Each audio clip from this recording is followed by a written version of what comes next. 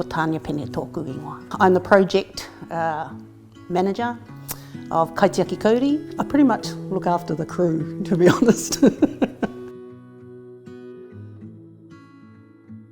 It's been quite exciting actually, being hands-on.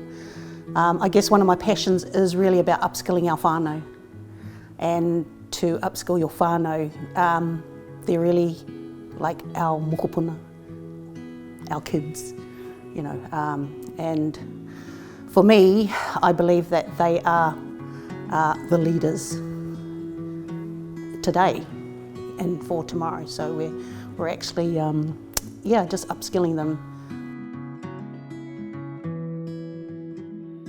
We have very little kauri left and very little ngāhere left, to be honest.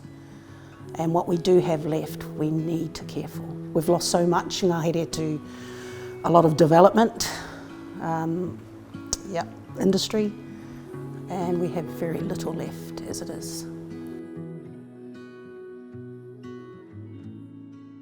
Well, it was our ambition, or our aim really, was to upskill our whānau so they can make a difference in their community.